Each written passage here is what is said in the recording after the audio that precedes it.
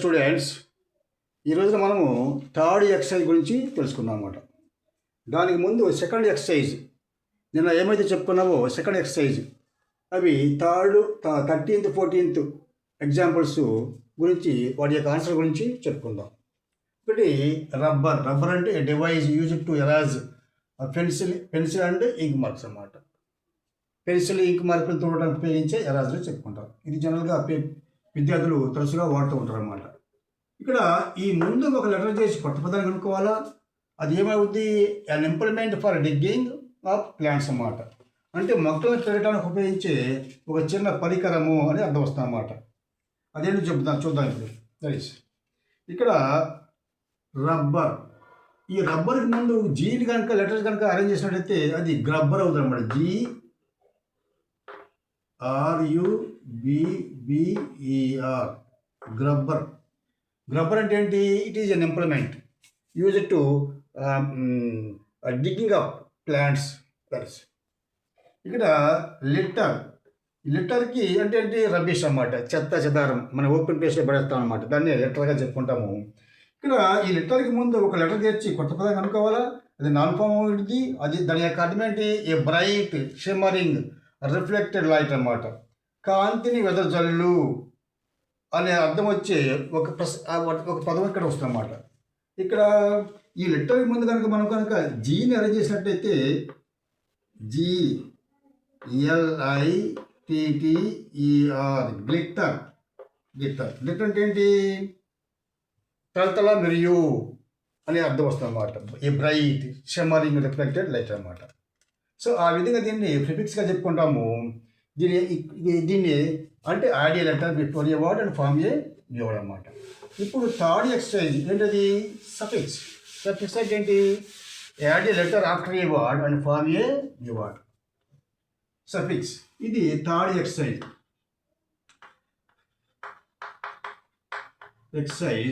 Suffix.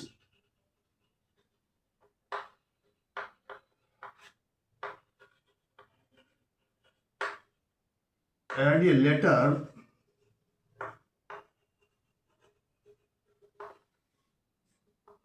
after a word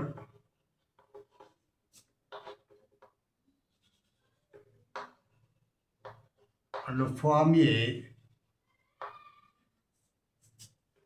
new word.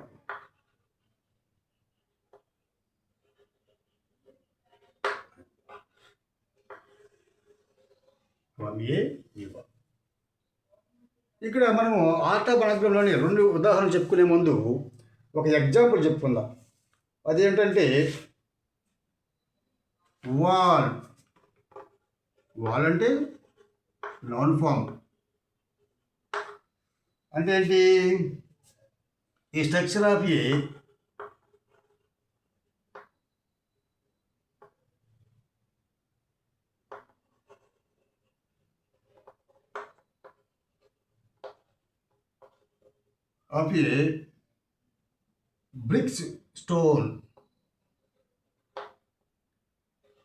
brick stones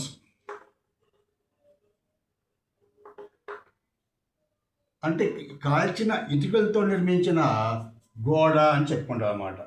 ఇక్కడ ఈ వాల్కి తర్వాత ఆఫ్టర్ ఒక లెటర్ చేస్తడం ద్వారా కొత్త పదాన్ని అనుకుంటాము. దాని యొక్క అర్థం ఏమైంది? ఇలా నౌన్ ఫామ్ ఏంటిది? అది దాని యొక్క అర్థము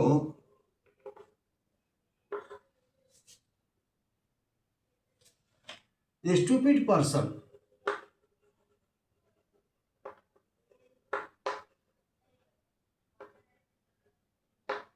అంటే ఏంటి? తెలివి తక్కువ వాడు అని అర్థం వస్తుంది అన్నమాట.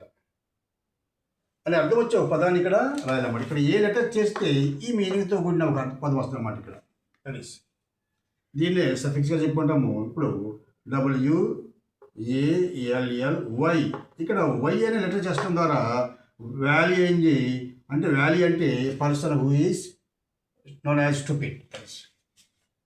దీన్నే మనము సఫిక్స్గా చెప్పుకుంటాము. మన ఆటోఫలక్లో ఉన్న 2 ఉదాహరణలు ఏంటవి? ఆటోఫలక్లో ఉన్న 2 ఉదాహరణలు ఏంటంటవి? పేజ్ నెంబర్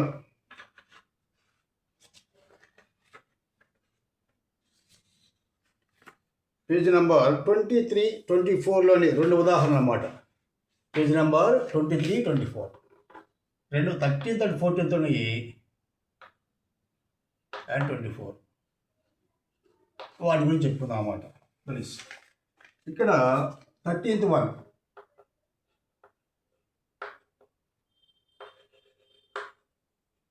మ్యాంజ్ అంటే ఇక్కడ నౌన్ ఫాము, ఇక్కడ స్కిన్ డిసీజ్,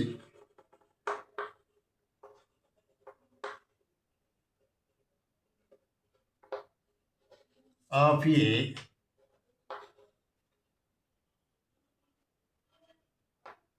డొమెస్టిక్ యానిమల్.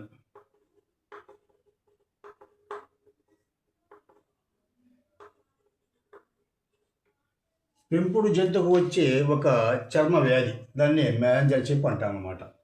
ఇక్కడ ఒక లెటర్ చేస్తున్న ద్వారా కొత్త పదంగా అనుకుంటాము. అది ఏమైంది? నౌన్ ఫామ్ ఏంటిది?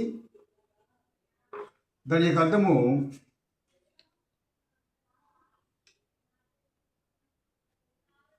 ఏ ఫీడింగ్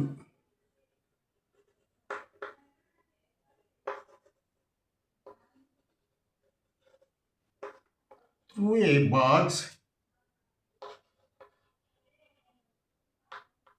for cattle.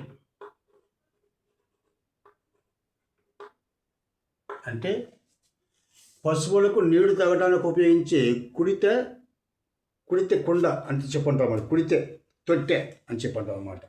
అనే అర్థం వచ్చే ఒక పదాన్ని ఇక్కడ రాయాలన్నమాట. ఇది మ్యాంజ్కి లెటర్ అనే పదానికి తర్వాత ఒక లెటర్ చేస్తాం ద్వారా. ఆ తర్వాత 14th వన్ డిస్కస్.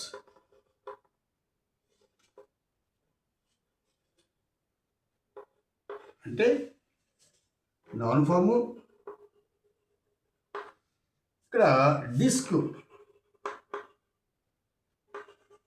లేదా క్వైట్, QUOIT క్వైట్ అంటే క్రీడలో ఉపయోగించే ఒకలాంటి లోహపు చక్రం అన్నమాట. అది అన్నమాట. ఇది డిస్కస్ అంటే ఇక్కడ ఒక లెటర్ చేస్తున్న ద్వారా ఇక్కడ కొత్త పదాన్ని అనుకుంటాము.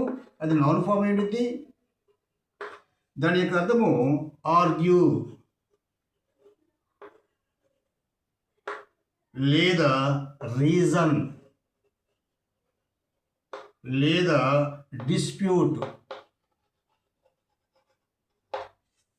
వాదించు లేదా తర్కించు అని అర్థం వచ్చే ఒక పదాన్ని కట్టాలన్నమాట. ఇది ఇక్కడ ఒక లెటర్ చేస్తుంది ద్వారా. ఈ రెండింటి యొక్క ఆన్సర్స్ పేజ్ నెంబర్ 23, 24లో మీరు ఆర్ట్ ఆఫ్ అనగ్రంలో రాయగలరు. ఈ ఎక్సర్సైజెస్ని రోజు చేయటం ద్వారా విద్యార్థికి వొకాబులరీ డెవలప్ అవుతుంది. అదేవిధంగా స్పెల్లింగ్స్ను యాక్యురేట్గా రాయగలరు. అదేవిధంగా ఆలోచన శక్తి పెరుగుతుంది. Thank you.